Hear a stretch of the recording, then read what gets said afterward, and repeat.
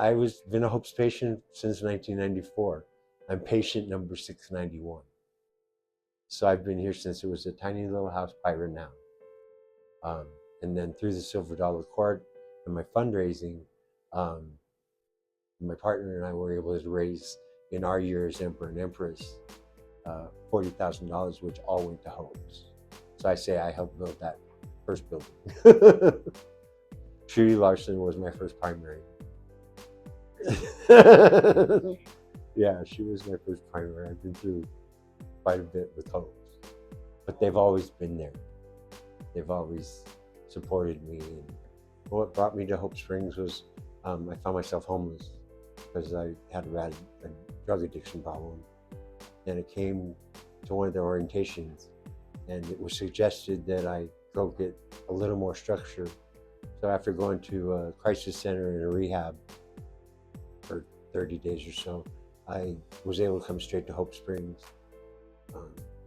And I think it kind of helped that I'm patient 691 and have been here since the very beginning.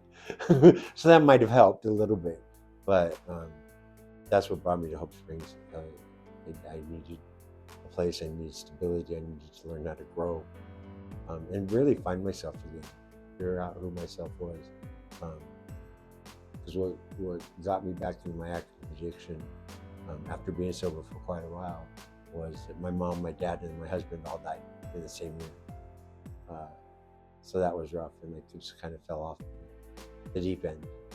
And being here at Hope Springs has really helped me get back to finding out who I am. But yeah, I fell off the deep end, and I didn't care. I lost my house. Well, I sold my house just before it went on the sales block or the auction block, and then moved into an apartment thinking I would have a whole new lease on life and start over, and I fell right back into my same addiction, and then lost all of that. Found myself homeless on the river. 4 days on the river was enough. I finally reached out and asked for help. Because of my fundraising and stuff through the Silver Dollar Court, I knew I had access. I knew where to go. And of course through Hope's, I knew there was help through that too. So the day I came here for orientation and to find out what it was all about was the day I got locked out of my apartment. So even though it's a 6-month program, every situation is different, and they really guide you. Some people have been here less than 6 months and still graduated the program. It's very person focused, absolutely. They helped me get my ID back, my birth certificate back, my social security card back, got me back with my primary care, which I'd still been in touch with all the time, but I got my meds back. So my health improved, having a place to live, and especially more of a private space than, like, say, other programs.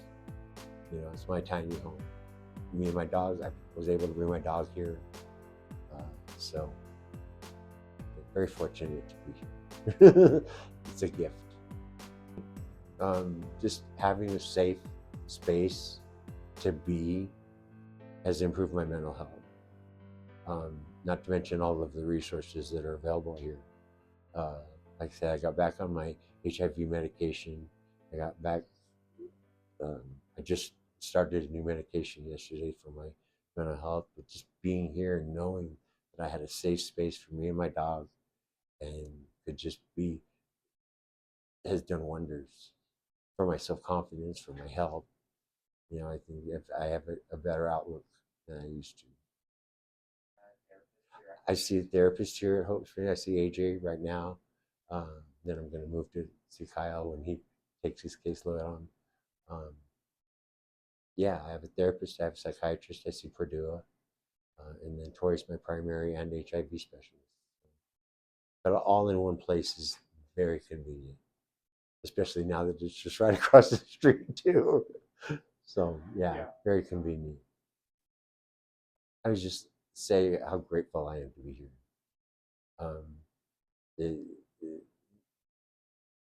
I had lost all hope and was just damn near at the end.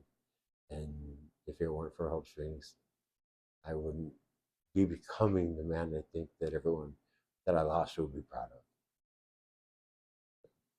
Very grateful to be here. Thanks.